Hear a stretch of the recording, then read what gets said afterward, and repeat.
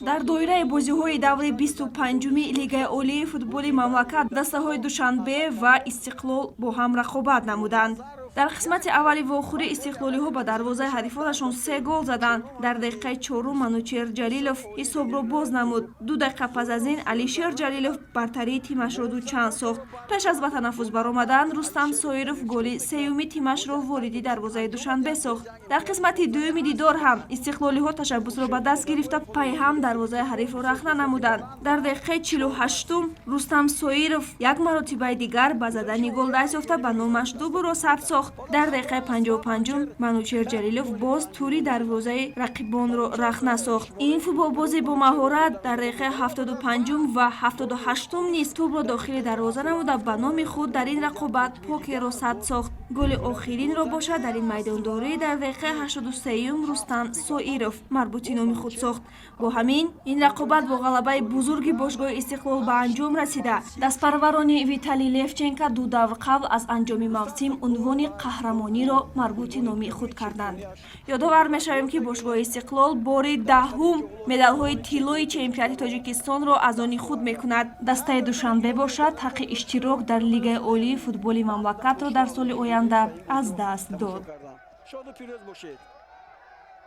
аввало мехоҳам дастаи Истиқлолро бо ғалабаи навбатӣ бо қаҳрамонии навбатӣ табрик бикунам.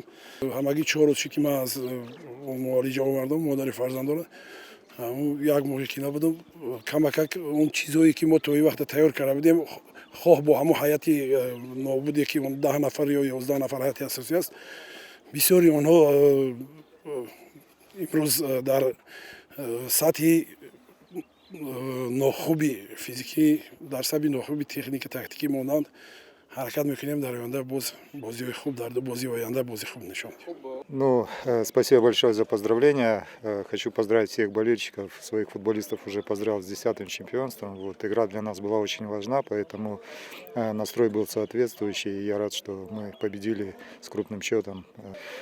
Чемпионат продолжается, нам надо на мажорной ноте завершить чемпионат. Плюс очень хотелось бы выиграть кубок.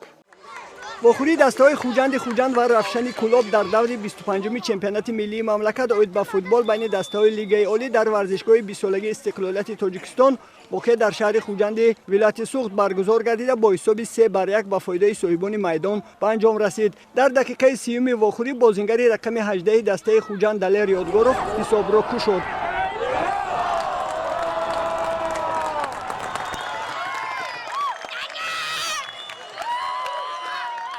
дар дақиқаи 60-уми дидор ва бозингари рақами 10 дастаи Хуҷанд Дилшод Бозоров задани туби дуюм ба дарвозаи меҳмонон муяссар шуд. Парвиз Алиев бозингари рақами 15 дастаи Хуҷанд дар дақиқаи 64-уми дидор футболбози рақами 73 Алишер Баротовро иваз намуда баъди як дақиқаи ба майдон баромаданаш голи сеюми дастаашро ба номи худ сабт кард. 2 дақиқа пеш аз анҷоми вохӯрӣ бозингари рақами 9 дастаи Равшан Аминҷон Али Аҳмадов голи нахустин ва охирини дастаашро вориди дарвозаи Хуҷанд кард ва вохӯрии ин дастаҳо бо ҳамин ҳисоб ба анҷом расид.